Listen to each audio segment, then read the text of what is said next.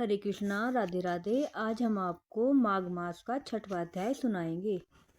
दत्तात्रेय जी बोले, अब मैं तुमसे एक पूर्वकालीन इतिहास कहता हूँ। राजन, पहले सतयुग में नेषद नामक नगर में हेमकुंडल नाम वाला कुबेर के सदृश धनी वैश्य रहता था, जो कुलीन, अच्छे कर्म करने वाला, देवता, अग्नि और ब्राह्मण की पूजन करने वाला था।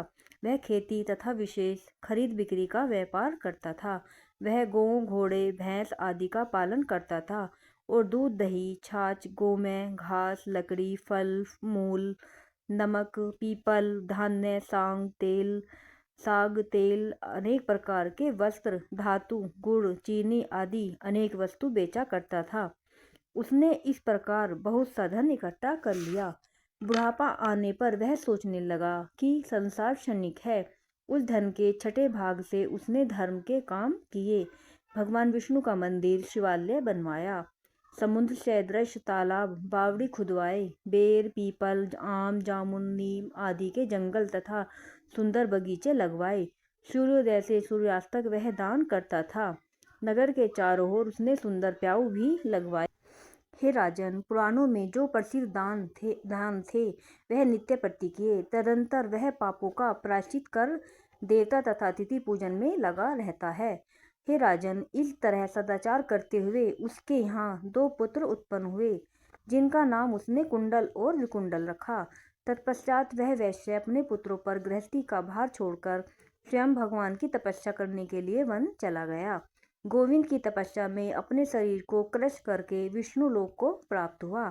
तब हे राजन, उसके दोनों पुत्र रूप और धन के मदमस्त होकर गंदे व्यसनों में तल्लीन होकर परस्त्री गमन करते तथा सैकड़ों वैश्याओं के साथ रहकर अनेकों व्यभिचार करते, नित्य खुशामदी, ज्वारी, पहलवान और धूर्तों की संगति में रहते, अच्छे वस्त्र पहनकर कस्तूरी के तिलक लगाए, फूल माला और मोती के हार धारण किए। ये दोनों घोड़ा, हाथी, रथ इत्यादि पर चढ़कर पिता के धन को लुटाकर नष्ट करने लगे। प्रतिदिन भोग विलास में लीन होकर अपने घर पर पड़े रहते, कुपात्रों में धन खर्च करते रहते। उन्होंने न तो सत्पात्रों को न तो दान दिया, ब्राह्मणों को न दान दिया तथा न कभी भगवान विष्णु की ही पूजा की। इसी प्रकार थोड़े दिनों में ही उनका सब धन नष्ट हो गया।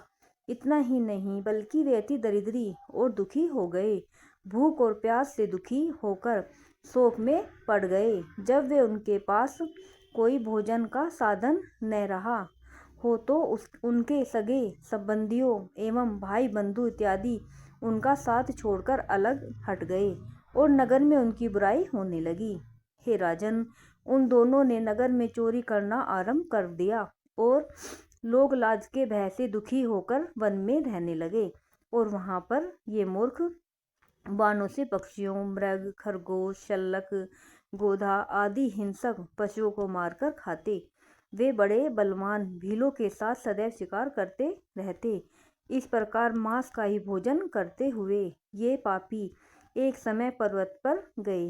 हे राजन, उनमें से बड़े को तो सिंह ने मारकर खा लिया और छोटे को सांप ने डस लिया। तब यमराज के यमदूत उन दोनों को बांधकर यम के पास ले गए और कहने लगे कि महाराज, आज्ञा दीजिए, इन दोनों पापियों के साथ क्या व्यवहार करेंगे।